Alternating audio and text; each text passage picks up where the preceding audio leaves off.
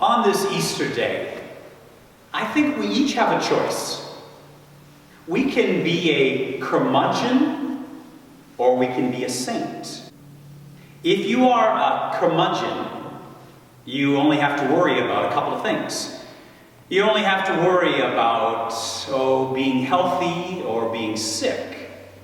If you're healthy, you have nothing to worry about. If you're sick, you've got two things to worry about. Either that you're going to get well, or that you're going to die. If you get well, you have nothing to worry about. If you're going to die, you have two things to worry about. Either that you're going to go to heaven, or you're going to go to hell. If you go to heaven, you have nothing to worry about. If you go to hell, well, you will be so busy shaking hands with all the other curmudgeons, you'll have nothing to worry about. On the other side, you can choose to be a saint. Novelist Leon Bloy wrote, "The only real sadness in life, the only real failure, the only real tragedy is not to become a saint." Pope Francis says, "We all have inherited through baptism the ability to become a saint." But to be a saint does not mean to be sinless. Saint Teresa of Lisieux, known as the Little Flower, she claimed that she was the worst of sinners. Saint Peter, after witnessing the miraculous catch of fish, falls at the feet of Jesus saying, "Go away from me, Lord, for I am a sinful man."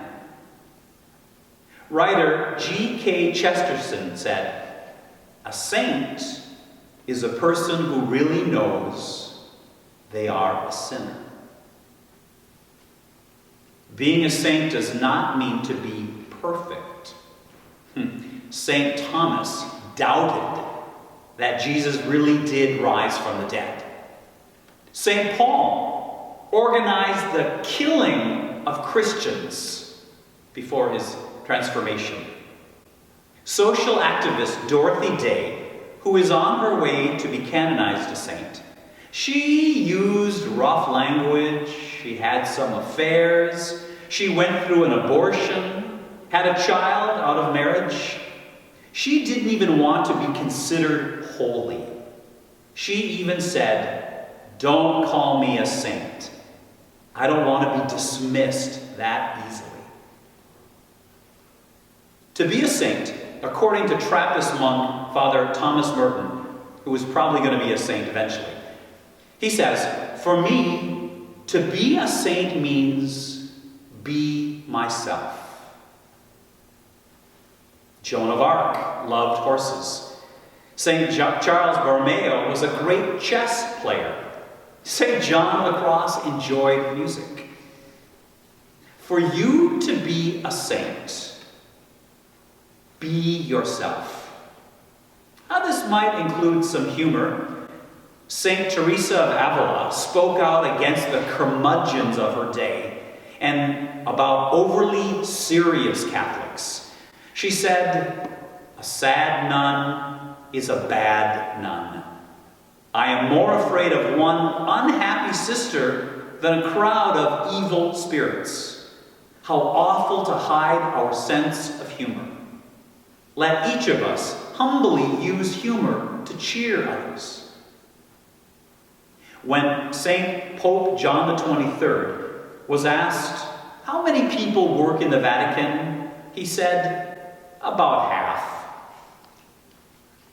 Every saint has been holy in a different way. Some have worked to make a difference in the world. Saint Damien and St. Marianne Cope ministered to the lepers in Molokai, Hawaii. Saint Teresa of Calcutta, Mother Teresa, she helped the diseased and the dying in Calcutta. Saint Kevin, one of my favorites for obvious reasons, he started a monastery in Ireland. We visited that monastery in Glendalough on our pilgrimage to Ireland this past fall. It was one of the most peaceful spots I've ever encountered. Here I am at his grave. Legend has it that he once was praying with his arms outstretched, and that a blackbird came and built a nest in his hands. And he remained there, not moving, holding the nest all through Lent until the eggs hatched at Easter time. Well, you don't have to do unbelievable things to be a saint. As Thomas Merton says, just be yourself. You see, in these dark days of COVID-19, we have saints among us who are giving their lives to help others. We may never know their names or their stories, but they are performing, even as I speak, beautiful acts of courage and love for others. These are the doctors, the nurses, the health providers, the first responders, people providing the food, the gas, the everyday things so that we can carry on. There might be even a saint with you right now, or one that you know, who are keeping the good news of God alive by sheltering at home, heeding the warning not to go out, practicing social distancing to keep everyone safe. So what are you going to do? How are you going to be in this Easter time? Are you going to be a curmudgeon who says, oh, I can go out as much as I want. I don't have to listen to what they say. I can do this and do that. Or are you going to be a saint? Pope Francis said, the one quality that all saints have is gratitude. Again, Thomas Merton says, it's not what you do for God, it's what God has done for you. You switch from trying to love God to just letting God love you. And it's at that point you fall in love with God. I say, a saint realizes how much God loves them